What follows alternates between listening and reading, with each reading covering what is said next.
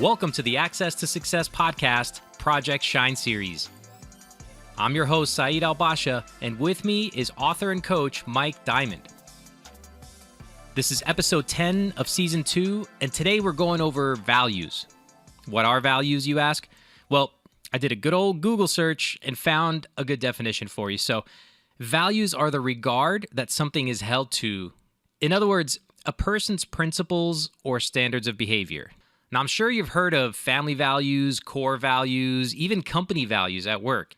People have different values, and they even define some of the same values differently. So it's kind of a sticky topic, but it's important to get a good grasp of this concept. And we use some very specific examples and go over a lot of it, not necessarily what they mean as much as helping you guys to identify where the conflict is. Conflict between couples, between friends, between cultures. After knowing this information, you might be able to resolve some of the conflicts going on in your life or know how to avoid conflicts in the future. We also touch on the book, The 5 Love Languages by Dr. Gary Chapman. Now, my wife and I read this book early in our relationship, and it was one of the best things we could have done. And I've added the link to that book in the show notes, and no, this is not an ad. I'm not getting paid to endorse this book. I just genuinely want to see more successful relationships in this world. Anyway, there's just 3 steps to avoiding conflict and achieving a better level of happiness and fulfillment in your life. After listening to this episode, you should be able to identify what those steps are, but just in case, I'm going to go over them at the end of the show, as well as give you a quick overview of some of the ones that you could start with when you create your own list. Now, this episode is one of the best ones so far, in my opinion, so if you've enjoyed the others, get ready to level up, and let's talk about values. So, new episode today. Gonna have some fun with values, man. Values, yes. Yeah. The problem is, what are values, and why are they important to us? Well, let me do this. Okay, so I'm gonna name off some values. Okay. So let's have a look. So love, respect, honesty, communication, freedom, support, fun, fulfillment, and joy. Okay. There's some pretty good values, right? Sure. All right, so you have 2 people in a relationship, and let's say that's their value systems. Okay? They start bickering. They start fighting. I was coaching someone just the other day, and respect came up as one of the values. And I said, what's the issue? Why are you fighting? What's the problem? She's disrespectful. Okay? What do you mean by that? It's like, what do you mean? I'm like, what are your rules to respect? It's a big word. Yeah. People say a lot of words. Yeah. But what is to him? I was like, well, what's you? What does respect mean to you? Because people, you say a lot of words. Sure. And he said, she is disrespectful because she doesn't wash the dishes. Okay. I don't know. Okay, that's fair. So I didn't say anything. I said, okay, does she make the dinner? What's the, this is even better. Well, she should know. Famous last words. I'm like, so it's a magic trick? Like, she's a fucking mind reader? I don't know, but like, do you see what I mean? Yeah, like, that's distorted thinking. Sure. Right?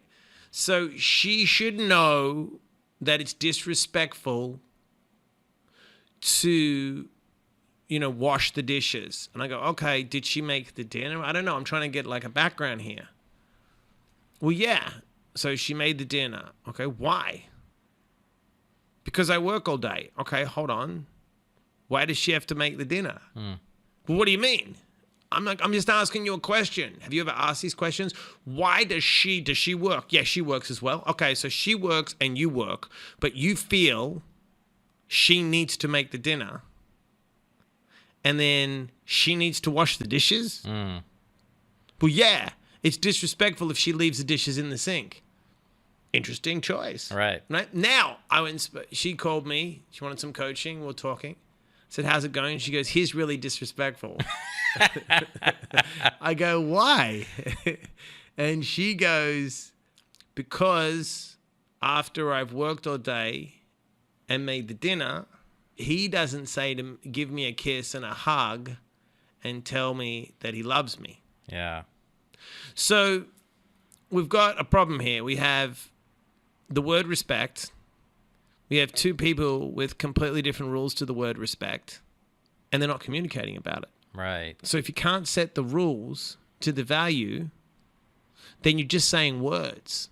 That's so true, because those values are so subjective to the person. Right. It's how you interpret respect that you are going to live your life, and how you're going to give it and how you're going to interpret it when it's given to you. Simple example is if anybody's traveled abroad and understood that different cultures, there's different rules, man. Like some cultures, it's actually a sign of disrespect to wave your hand in the air and say hi with your palm wide open. It's a sign of disrespect. You don't do that. In some cultures, like I went to Thailand, and you can't, when you enter a temple, you can't have short sleeves, so you have to wear long sleeves. Ladies, you can't have shorts above your knees, and so you're forced to show this. There's rules. And whereas in our culture, it's like, well, that's not a big deal. So why is that? It's because it's subjective. It's Correct. Because the interpretation from the person creating their own rules and interpreting those actions are going to dictate how they're going to respond to your advances. Or I mean, look at that fights in cultures, cultural rules, values, and then the rules to those cultures. In some countries, it's not acceptable, like you said, for women to do things and men to do things. It's just unacceptable. That's their global cultural belief. Yeah. So it's like, it's great we have to have values and principles, and then we have to take those values and then create rules to them, and then we know if we're on course or not. So if we're frustrated or we're in a disagreement, it's usually because someone is breaking one of our rules.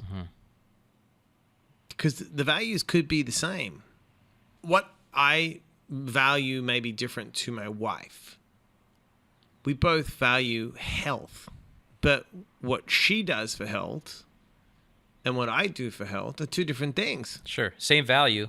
Same value. Two different interpretations. Exactly.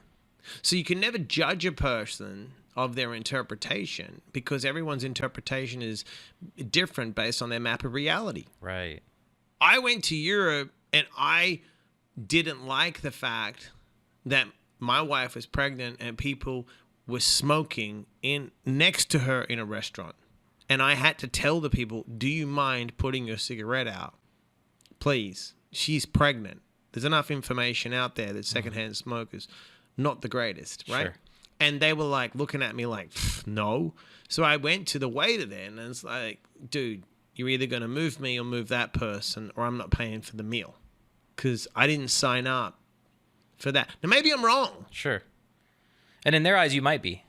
But that's possible. I don't value my wife taking in that kind of smoke and toxins. That's not, you know what I mean? They don't have an issue with it. Now, through America right now, I mean, I don't know if you can smoke in bars anymore or in different places, you know what I mean? But this was, a few years back, this was sitting in a cafe in Paris, and it was fine to smoke and blow smoke into someone's face. They had no issue with it. But it's their cultural rules. Right. Value. They value like smoking and eating that way, and so I had to make a choice. I can't get mad at the person. I have to say, okay, I'm not paying for this meal. And even if they say we have to pay for it, I'll pay for it and leave. And it's like, I'm just not going to eat here again. Yeah. I can't lash out. Where we lash out at people is when we try to change them. We try to change their rules. Yeah. That's what causes conflict, right? Yeah. Is we're just not in line, or we don't define the level of respect that we give each other in the same way. In some places the respect is a hug and a handshake or whatever, and in some places you're not allowed to touch, no body contact. Right. So everyone values love and appreciation, right? But the rules may be different. One person may want love, like a hug and a kiss. One person may want gifts. Okay? So you've got to know what you're getting into. You've got to kind of ask the person you're with or the people you're with. Like, it's like we go back to money. People value money. Well, no. Some people, like, you can never get mad at the person or the job, or it's just we have different rules to our values. Right. So the way to get out of that state of, anger and resentment is to value the person's rules. All right, that's their rules. They may not be your rules. Yeah. But then I have a choice to say, okay, either I'm going to go forward with this or I'm not. You know what I mean? And if we come back, like I always go back to, if I look at values, like I make a list of values: accountability, authenticity, focus, generosity, reliability, patient, being of service, hardworking, discipline, having empathy, and being forgiven. So if I have those lists of values I create, right? I created these values.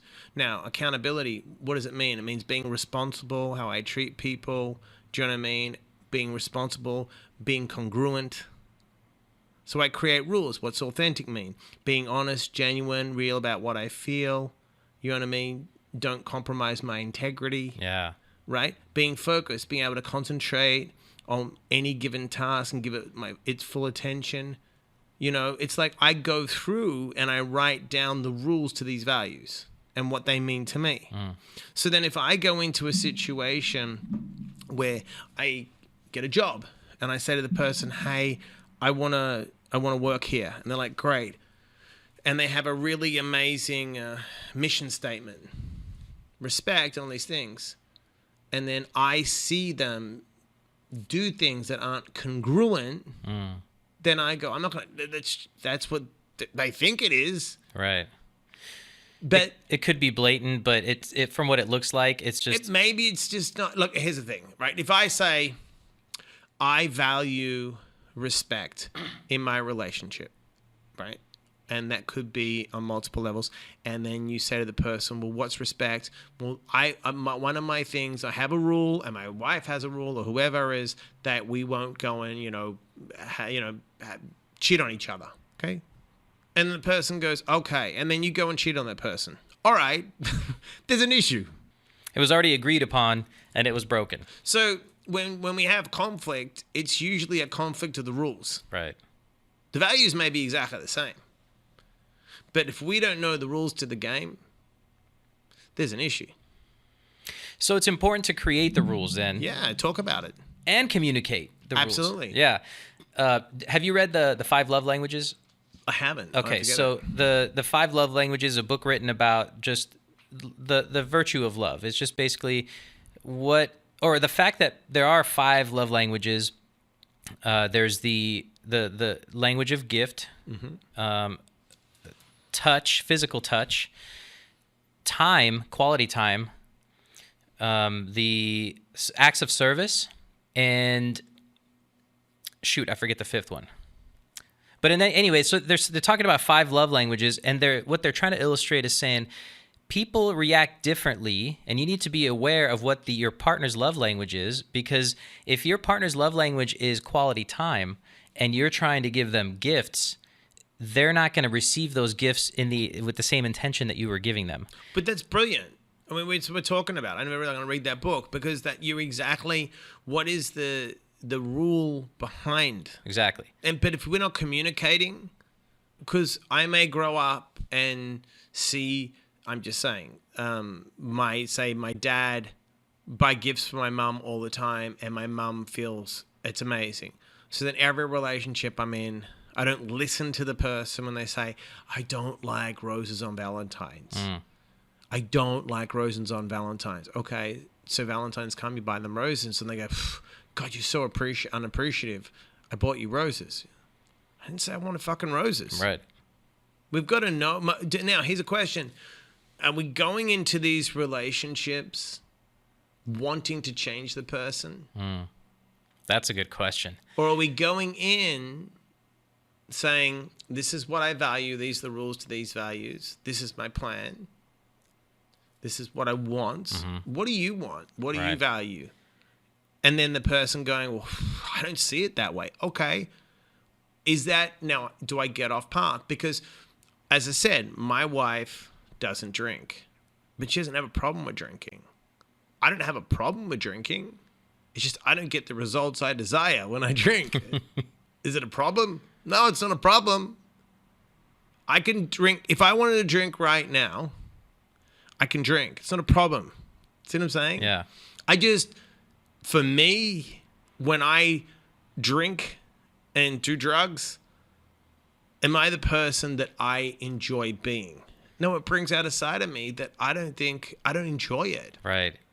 That's an incredible sign of emotional intelligence, is that you're reflecting on whether or not this activity, regardless of what it is in line with who you really are. Right. And if guilty right here as charged, because I don't take enough time to maybe reflect upon the things I do, I might end up with an undesirable, what are we talking about? An undesirable consequence to my actions, but because they weren't in line, they weren't congruent with my values. Right.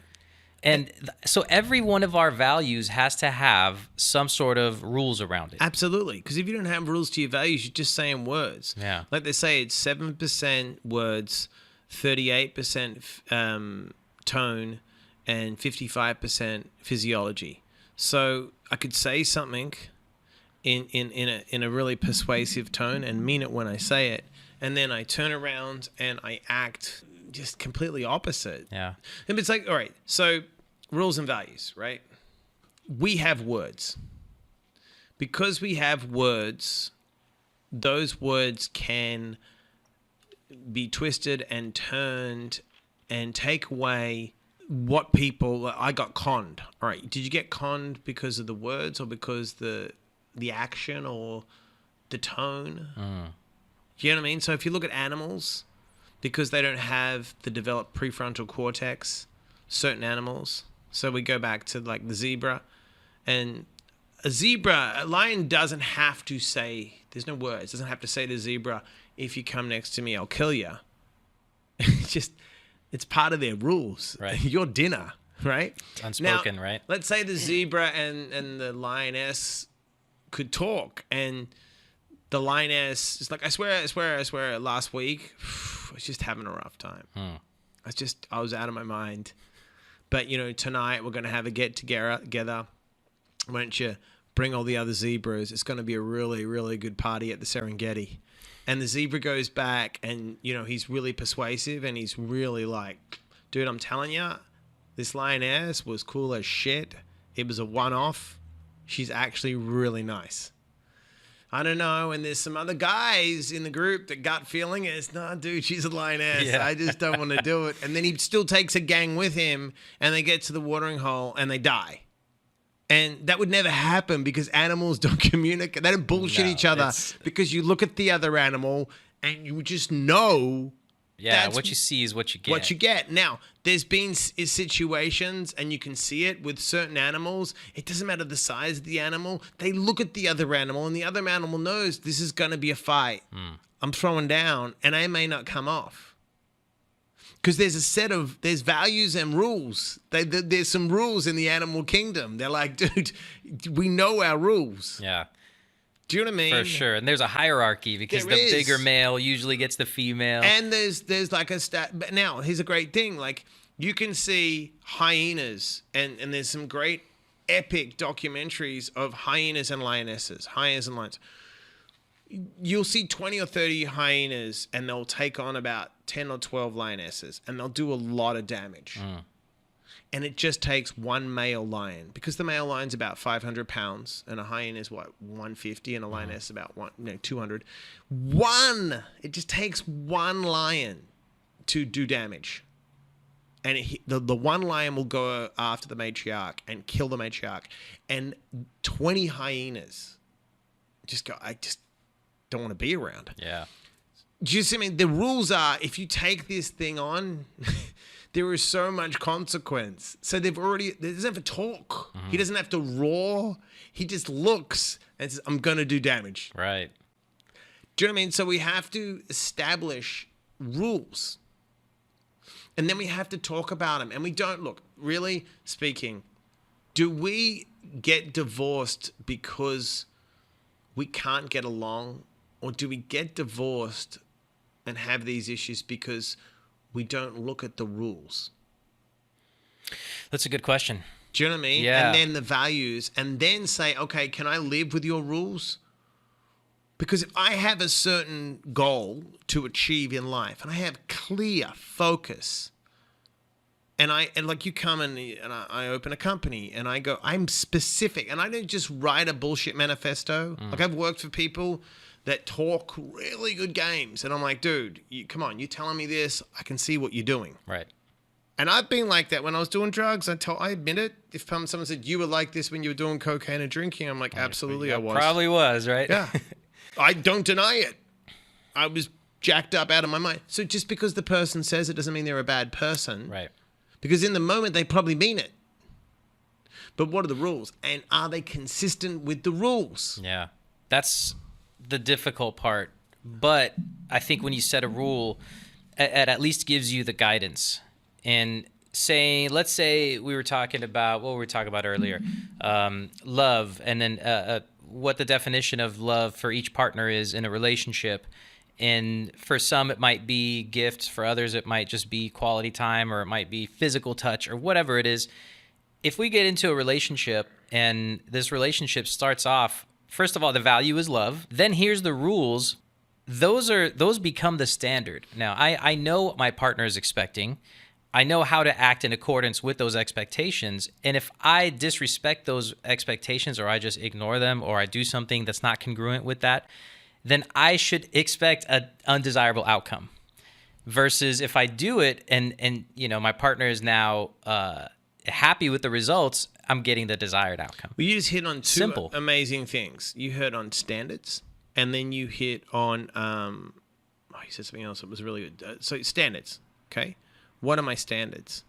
So if I have values and I have rules, and I explain to people, I value my sobriety. My rules are I don't drink and do drugs anymore. And someone's around me and they're drinking and doing drugs. Do I lower my standards to be part of that game? Right? And if I do, why? Now, in a relationship, if we're going in opposite directions, and we sit down honestly as two human beings and say, well, this is what I value. Now, hold on. Maybe we started the relationship and I valued one thing, and then I changed my values and rules because things change. Things change all the time. Right. It's not a bad thing. Right. You hit the wall, you get to the crossroads. But if we look at we always want pleasure or pain, maybe love to me, because everyone's different. Some people are external, some people are internal. For example, some can go out and do a job and just know it's good. They can get a little external, but in their heart, they know. Other people can do a job and need you to pat them on the back all day. Right. One person may just need a person in the relationship to say, I got you, and they're good. The other person may need it every day. You need to tell me every day you love me. You need to reinforce it. Now, that may go back to childhood things. They never got whatever it is. So if you start to look at the person you're dealing with and you look at what gives them pain and what gives them pleasure, and you know the rules to their values, you can start to build some serious rapport. But you have to listen to the person. Oh, that's huge. Listening is an active exercise. Yeah. It's a lot more difficult than it sounds like. I think listening is just like hearing what they're saying, but really listening is understanding where this person is coming from. Like the soul, not just the words. You were talking about how words are just words, but the meaning behind those words and what the intention is of those words is a lot deeper than just what's being said. So being an active listener is something that requires practice, but is incredibly powerful when you apply it in your relationships, whether it's business, love, or whatever it may be. And how active listening is ultimately the most powerful thing you can do to help understand the next person. Well, you just hit on something really good. You just said active listening, right?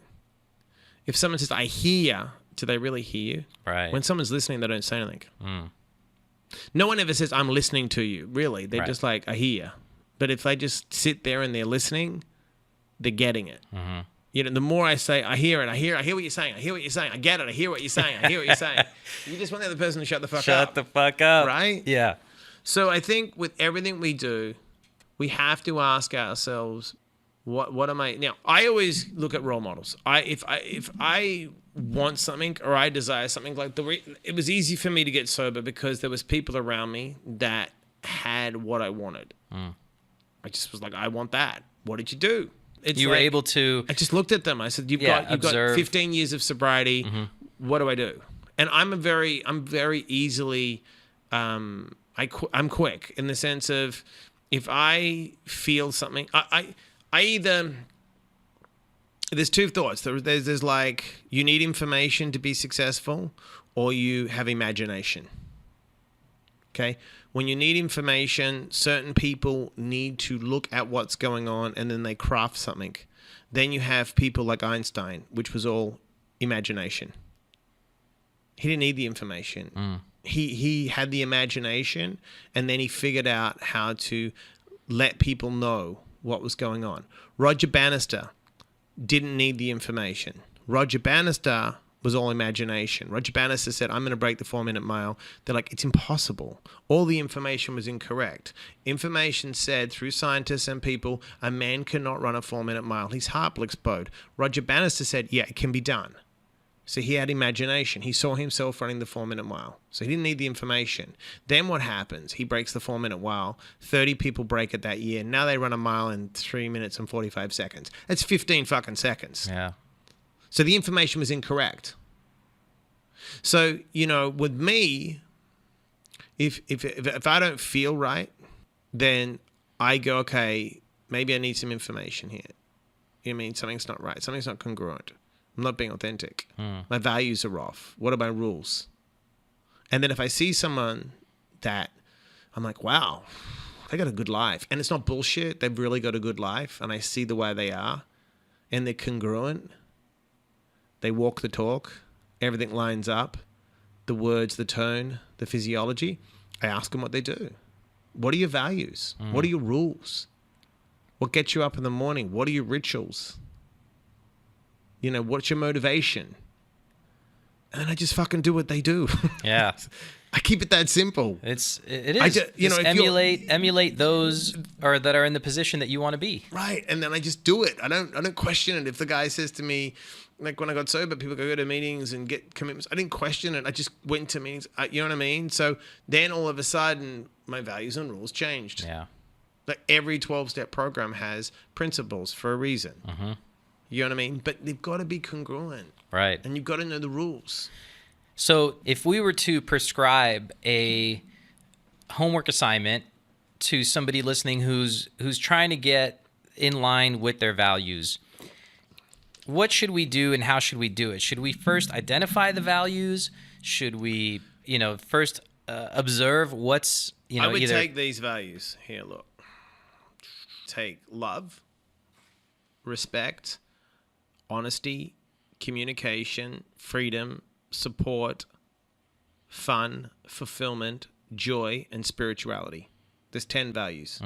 Okay, they're pretty broad. Yeah. Then write the rules to love. So how do I want to receive love? And how do I show love? How do I want to be respected? And how do I want to show respect? What is honesty to me? And how do I know someone's being honest? How do I want to communicate? And go through them all and ask those questions. And then I know I have a set of like values here, but I know the core of them, the rule to them. So if I'm in a conversation with someone, and if we take the philosophy that everyone is doing the best with the information they have, which is true, okay, because we are. And they don't have a lot of resources and they haven't had a lot of good information. And they're saying, I'm struggling here and I feel like I'm being disrespected. Okay, well, tell me why. I'm in a job. Okay, what's the job? And say, just to make it up, say I'm working in a Starbucks. Okay, why are you being disrespected? Well, my boss doesn't tell me I'm doing a great job. Okay. All right. is he supposed to tell you you're doing a great job? I don't know. He's like, what do you mean? He should tell me I'm doing a great job. Why? Did he tell you when you got the job that every day is going to tell you you're doing a great job? Right. It sounds fucked up, but I'm being serious. You see what I mean? The expectation isn't that, but you put that in your head that that's you what you started expect. to make up a thing, right? Yeah. So I'm just saying I value respect as someone telling me constantly, giving me affirmation that I'm okay, that I'm doing a great job. I need that to feel like I'm being respected. Whether it's wrong or right, it may not be wrong or right. It's just that's where I see the world. That's my map of reality. Right. But is the way looking at it like that, like we go back to people, places, and things. If I put all my values and principles and all those values, love. I want love from the outside. I want respect from the outside. I want people to communicate this way. I want to be fulfilled from the outside. Do you know what I mean? My spirituality is going to come from the outside. If we take all those things and it's based on people, places, and things, they're always changing. So I'm a puppet. Yeah. So I'm disempowered every time something happens outside of me. Yeah. Because my values and rules are based on you. Right. So I'm in trouble. Is there any usefulness to maybe, let's take that Starbucks employee and maybe verbalizing that? If you feel like you need affirmations and you need to be reminded that you're doing a good job, is it useful to then, for that employee to go to the boss and say, hey boss, am I doing a good job? Is that useful, or do you think that may be counterproductive because you're trying to change the other person? No, that's interesting. I look at it like this. If I am working with someone congruent, in the sense of, like, if you come to me, right, and you say, hey, I want you to coach me. I'll go, okay. What do you want me to coach you on? I set rules. And they're like, I want to be in this kind of shape. I'm like, perfect. And I look at you, and I look at your habits, and I look at the rules you set up to your eating, and I break down values, and I go, okay, for you to be this weight and do this, from where you are now and from my experience, we're probably going to have to take this kind of direction and may change it along the way. Now, if I give you direction and you come to me for that, I'm not going to pat you on the back. I'm just going to say, do the work. Right. I'm just being honest. Sure. Now, I will encourage you if you're making the goals. I'm working with someone now that went from I'm going to kill myself. And I was like, well, don't do that. I'm being serious. Yeah. It's like, but if you're going to, ring a hotline. I can't help you. She found me on Instagram and she's a big fan of like one of the tattoo shows. I said, how about this? She goes, I'm too afraid to go to a meeting. I said, don't worry. Every day I'm going to send you stuff. And all you're going to do is listen to the stuff and read the stuff. And you know what I mean? She's 25 days sober. She's awesome. Nice. Right? She goes to meetings. She's got out of that. And she's like I said to her, let's try and get the first 30 days. It started a moment at a time, minute at a time, whatever. She's like, well, what do I do after 30 days? I go, we keep going. She goes, are you going to still speak to me? I said, well, why wouldn't I speak to you? You're doing everything I asked. Right. And you're staying sober, right? I said, yeah, we're not, there's no issue here. Now, I don't like write these things. Like, it's a miracle. I'm like, fantastic, excellent. You're staying on track. Good work. You know what I mean? I just give her the reality. She's, you know what I mean? She may need a lot more, but right now, that's what I'm giving her. Now, is that wrong? Maybe I'm supposed to say to her, write a goddamn page in a monologue. I don't know, but it's keeping her sober every day. Yeah. Do you know what I mean? Sure. So I think does he go to his boss, you know, now if his boss is a complete psycho at Starbucks and 1 minute, you know, he's making the coffee one way. 1 minute he's making the coffee this way. 1 minute he's doing this. I mean, I had an incident. We're going to wrap this up, but I had an incident when I worked in Las Vegas, and I was working with two guys that were notorious for screaming at people and doing crazy shit to people. And I pulled them aside, and I said straight from the beginning, I was in charge of the front of the club and the VIPs and all that. And I said, here's the deal. I'm going to do my job. You're not going to talk to me. If you want to address me, wait till halfway through the shift and we'll talk about it. I said, do not come to the front door. Do not raise your voice. I set rules. Now, if they don't play, I'll leave. I'll walk out. I told them, I will leave. I will quit. If you try to talk to me in a tone that I find screaming, I don't accept that. 2 minutes into the shift, they pull me aside. They're like, we'll never bother you. You know what you're doing. Now, they've fired people on the spot. I had a great relationship with them, but I was very clear of the way I wanted to be treated. And they never messed with me. Set those boundaries. I just was like, I'm the wrong guy. Do not disrespect me. I find it disrespectful if you talk to me in that tone. You do whatever you want with it. I can leave. Yeah. If the guy goes, that's how I talk to people, I'm like, I don't know. I have to make a choice. Do I want to work here? If I don't want to work here, get another job. Like it, man. That's Values, get them on paper, write down the rules, be congruent, be respectful, respect other people's maps of reality, meet people in the middle, don't be destructive, don't judge. And you're going to shine. You go to the floor. And then you'll shine. That was good. All right, brother. Good. You got me there. That was awesome. That was good. And you shine. Awesome. Okay, so if you didn't catch the 3 steps to avoid conflict and achieve a better level of happiness and fulfillment, here they are. Step 1, you have to create a list of values that are important to you individually. Now, Mike D listed some at the beginning of this show, and here's his list. Love, respect, honesty, communication, freedom, support, fun, fulfillment, and joy. Now, you could just Google the word values and you could see tons of examples of what other people have chosen as their values. But to keep things simple, start out with a list of 5. Like, choose your top 5 core values that you find important, and then we can expand upon that list in the future. But start with 5. So that's step 1. Step 2, when you've chosen your list, decide the meaning of each one. Now, in this show, we talked about the 5 love languages. So for an example, if we use the virtue of love, what's your love language, right? So there's gifts, acts of service, words of affirmation, quality time, or physical touch, right? You can have more than one, but you gravitate to one more than the others. So like mine is words of affirmation. If I was to rank them in order, the second one would be physical touch. Shocking, I know. And then acts of service, and then quality time, and the last one is gifts. So for me, if you buy me a gift, it doesn't go as far as if you tell me I'm awesome. So remember that when I'm posting something online, right? No, but the point is, everyone is different. Everyone accepts love differently. And if you know your own love language and you know your partner's love language, then it'd be easier to develop a strong relationship because you know how to give them love, and then they know how you receive love. It makes things a lot easier. So that's just the virtue of love. You could choose whatever you want, honesty, communication, whatever it may be. But once you know what your list of values looks like and you've created the rules for each value, it's time to go to step 3, which is communicate them. If you do a good job of communicating your values and their definitions to those who are important in your life, then you're going to find it easier to get along with them.